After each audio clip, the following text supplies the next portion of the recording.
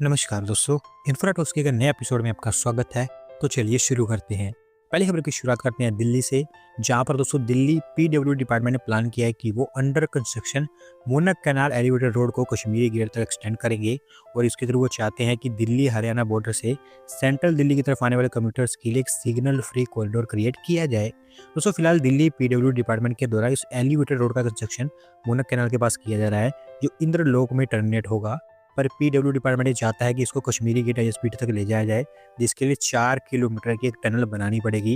यानी कि under construction part elevated होगा और बाकी नया पार्ट अंडरग्राउंड होगा। डीपीआर प्रिपरेशन यहाँ पर स्टार्ट हो चुका है और एक बार जब ये बन जाता है तो अलग अलग डायरेक्शन से आने वाले कम्यूटर्स का ट्रैवलिंग टाइम ऑलमोस्ट 40% तक यहाँ पर कम हो जाएगा।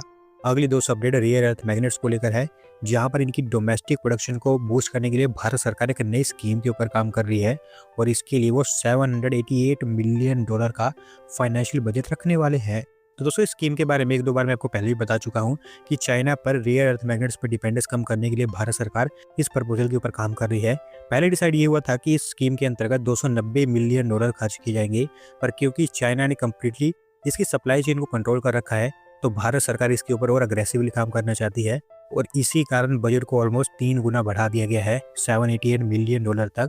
एक पीएलआई स्कीम के तरीके स्कीम काम करेगी, जहां पर प्रोडक्शन को लेकर भी इंसेंटिव दिए जाएंगे, साथ साथ फैक्ट्री सेटअप करने पर कैपिटल सब्सिडीज भी दी जाएंगी और फिर यहाँ पर हमें कुछ सक्सेस देखने को मिलेगी। अगली दोस्तों अपडेट R&D को लेकर है, जहाँ पर दोस्तों देश के अंदर स्पेसिफिकली प्राइवेट सेक्टर में R&D को पुश करने के लिए प्राइम मिनिस्टर के द्वारा RDI फंड को अनवेल कर दिया गया है और यहाँ पर भारत सरकार 1 लाख करोड़ भी इसका बड़ा पैसा खर्च करने वाली है। तो दोस्तों ये भारत सरकार का एक ब्रिलियंट स्टेप है, क्योंकि R&D एक ऐसा एरिया है जहाँ पर हम ग्लोबली काफ़ी लैग करते हैं। रेफरेंस के लिए अगर आपको मैं बताऊँ तो ग्लोबली हम अपनी जीडीपी का सिर्फ 0.7 से 0.8% ही R&D के ऊपर खर्च करते हैं, जबकि इसके कॉन्ट्रास्ट में यूएस 3.5%, चाइना 2.5% के आसपास, जापान 3.4% और इनफैक्ट साउथ कोरिया और इसराइल जैसी कंट्रीज तो 5% से भी ज़्यादा पैसा R&D के ऊपर खर्च करती हैं। हमें अपनी स्पेंडिंग यहाँ पर बढ़ाने की बहुत ज़्यादा ज़रूरत है। होपफुली स्कीम के थ्रू हम कुछ प्रॉब्लम्स को सॉल्व कर पाएंगे। बट ऐसा क्या है कि सरकार यहाँ पर डायरेक्टली इन्वेस्ट नहीं करेगी। सेकंड लेवल फंड मैनेजर्स जैसे कि डेवलपमेंट फाइनेंस इंस्टीट्यूशंस NBFCs, इसके थ्रू भारत सरकार R&D के एरियाज में इन्वेस्ट करेगी प्राइवेट कंपनीज में। Department of science and technology scheme को हैंडल करेगा, जबकि अनुसंधान नेशनल रिसर्च फाउंडेशन कस्टोडियन होगा इस 1 लाख करोड़ के फंड का। होपफुली इसके थ्रू हम कुछ टेंजिबल रिजल्ट अचीव कर पाएंगे। अगली दो अपडेट ड्रोन्स की मैन्युफैक्चरिंग को लेकर है, जहां पर L&T ने American company general Atomics aeronautics systems के साथ में टाई अप अनाउंस कर दिया है ड्रोन्स की मैन्युफैक्चरिंग को लेकर, और ये दोनों मिलकर भारत के अंदर medium altitude long endurance drones की मैन्युफैक्चरिंग करेंगे। तो दोस्तों ऑपरेशन सिंदूर के बाद हमारी डिफेंस फोर्सेज ने डिसाइड किया है कि वो इस टाइप के ड्रोन्स बड़े स्केल पर खरीदने वाले हैं। पिछले साल भी जनरल एटॉमिक्स के साथ MQ-9 भी ड्रोन्स को लेकर एक डील साइन हुई थी, जहां पर इसके 31 यूनिट्स खरीदे जाने थे और अभी क्योंकि डिफेंस फोर्सेज 87 और यूनिट्स खरीदने की बात कर रही है, तो इसी के चलते जनरल एटॉमिक्स और L&T ने यहाँ पर टाई अप अनाउंस किया है ताकि इनकी मैन्युफैक्चरिंग भारत के अंदर ही की जा सके। तो दोस्तों मैं आपको बता दूं कि ड्रोन मैन्युफैक्चरिंग के साथ साथ यहाँ पर कंपोनेंट मैन्युफैक्चरिंग भी इंक्लूडेड है। ऑलमोस्ट आपको ये पूरा का पूरा ड्रोन भारत के अंदर ही बनता हुआ दिखाई देगा। कुछ थोड़े बहुत पार्ट जो कि भारत में नहीं बनते हैं वो बाहर से मंगवाने पड़ेंगे, बाकी सब कुछ भारत में ही होगा। बट ऐसा क्या है कि टेक्नोलॉजी ट्रांसफर वगैरह का काम भी यहाँ पर होने वाला है। अगली दोस्त अपडेट आंध्र प्रदेश से है, जहाँ पर एक मेगा स्टील प्लांट का कंस्ट्रक्शन अभी स्टार्ट होने जा रहा है, क्योंकि ArcelorMittal निप्पॉन स्टील इंडिया को उनके स्टील प्लांट के लिए एनवायरमेंटल क्लियरेंस मिल चुकी है।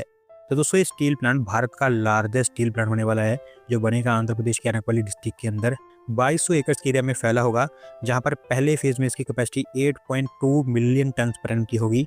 80,000 करोड़ रुपये की इसके ऊपर इन्वेस्टमेंट होगी। दूसरे फेज में इस कैपेसिटी को बढ़ाकर 24 मिलियन टन पर एनम तक कर दिया जाएगा। साथ साथ इन्वेस्टमेंट 80,000 करोड़ से बढ़कर 1.5 लाख करोड़ तक पहुंच जाएगी।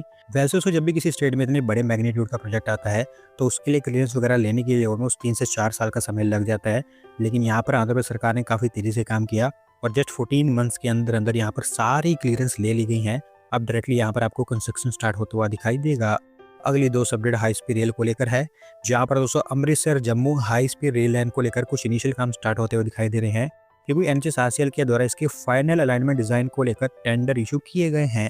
तो दोस्तों टेंडर 5.47 करोड़ रुपये का बताया गया है, जिसके अंतर्गत ये डिसाइड होगा कि Amritsar Jammu high speed rail line का प्रिसाइज रूट क्या होगा, यानी कि कौन कौन सी एग्जैक्ट लोकेशन से ये रूट पास होने वाला है। 240 किलोमीटर के आसपास इसकी अप्रोक्स लेंथ बताई जा रही है और आपको बता दूं कि ये दिल्ली चंडीगढ़ अमृतसर कॉरिडोर का हिस्सा होगा, क्योंकि डायरेक्टली उसी हाई स्पीड रेल लाइन से कनेक्ट होने वाला है। अभी दोस्तों काफ़ी ज़्यादा इनिशियल स्टेजेस में है, तो आगे चलकर इसको लेकर कई सारी अपडेट्स आती रहेंगी, वो मैं टाइम टू टाइम आपके सामने शेयर करता रहूँगा। अगली दोस्त अपडेट जीएसटी रिफॉर्म्स को लेकर है, जो अभी तक हमारी इंडियन इकोनॉमी के लिए गेम चेंजर साबित हो रहे हैं, क्योंकि जब से भारत सरकार ने टैक्स कट किया है जीएसटी के अंदर, तब से लेकर अब तक हमारे देश में ऑलमोस्ट 68 बिलियन डॉलर की स्पेंडिंग हमें देखने को मिल चुकी है। दोस्तों आप जानते हैं कि भारत के अंदर सितंबर से अक्टूबर नवंबर तक का समय फेस्टिवल्स का समय होता है, जहां पर लोग बड़े स्केल पर पैसा खर्च करते हैं। इस साल जब सितंबर 22 को भारत सरकार के द्वारा जीएसटी रिफॉर्म्स लाए गए, उसके बाद से भारत के अंदर स्पेंडिंग काफी बड़े स्केल पर हमें ग्रो होती हुई दिखाई दी है। ईयरली बेसिस पर 8.5% का ग्रोथ हमें देखने को मिला है, जो वैसे आपको देखने में छोटा लग सकता है, लेकिन बिलियन डॉलर्स के टर्म्स में काफी बड़ा है। Jewellery, electronics, apparels, furnishing, automobiles, इस तरह की आइटम्स बड़े स्केल पर भारत में भी बिकी हैं पिछले 1-2 महीने के अंदर अंदर। और दोस्तों जिस हिसाब से यहाँ पर चीज़ें चल रही हैं, तो यूएस ने हमारे ऊपर जो 50% टैरिफ्स लगा रखे हैं, उनको डेफिनेटली हम इसके चलते ऑफसेट कर पाएंगे। अगली दोस्त अपडेट कर्नाटका से है, जहाँ पर दोस्तों कर्नाटका सरकार मंगलुरु टेक पार्क के ऊपर काम आगे बढ़ा रही है, और इसको लेकर Karnataka state electronic development corporation ने टेंडर फ्लोट कर दिए हैं। तो दोस्तों इस टेक पार्क को लेकर पहले भी मैं आपको 1-2 बार बता चुका हूँ कि ये टेक पार्क मंगलोर का सबसे बड़ा टेक पार्क होगा। 3.28 एकड़ एरिया में फैला होगा, जो बनाया जाएगा ब्लूबेरी हिल्स रोड के काफी पास में ही। कर्नाटक सरकार इसको लेकर भी 3,500 करोड़ रुपए की इन्वेस्टमेंट टारगेट कर रही है। अगली दोस्त अपडेट गुजरात से है, जहां पर दोस्तों पीपावाव पोर्ट लिमिटेड, जिसको एपीएम टर्मिनल्स के द्वारा ऑपरेट किया जाता है, वो इस पोर्ट के एक्सपेंशन के ऊपर 17,000 करोड़ रुपए और खर्च करने वाले हैं, और इसको लेकर उन्होंने गुजरात मैरीटाइम बोर्ड के साथ में एमओयू साइन कर लिया है। दोस्तों ये पोर्ट मेनली गुजरात के सौराष्ट्र रीजन को सर्व करती है।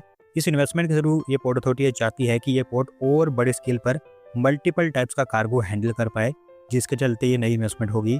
और इसी नई इन्वेस्टमेंट के चलते नए लिक्विड कार्गो बस, mechanical bulk handling system, modern cargo terminals और एक डिजिटल सिस्टम यहाँ पर डिप्लॉय किया जाएगा। एक बार भी चीज़ें कंप्लीट हो जाती हैं तो 25,000 के आसपास जॉब्स यहाँ पर जनरेट हो पाएंगी।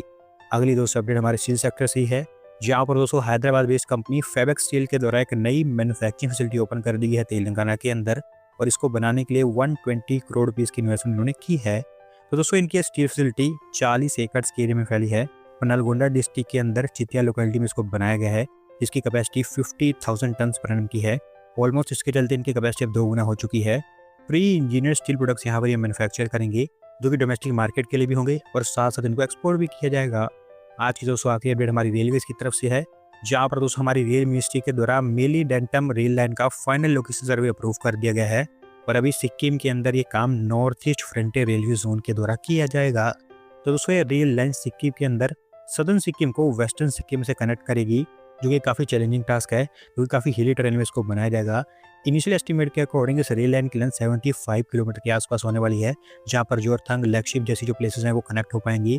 अभी जो फाइनल लोकेशन सर्वे यहाँ पर अप्रूव हुआ है, उस काम को करने के लिए 8.48 करोड़ रुपीज़ एलोकेट भी किए गए हैं हमारी रेल मिनिस्ट्री के द्वारा, और एक बार ये भी कंप्लीट हो जाता है तो इसी के बेसिस पर इसकी फाइनल डीपीआर भी आपको तैयार होती हुई दिखाई देगी।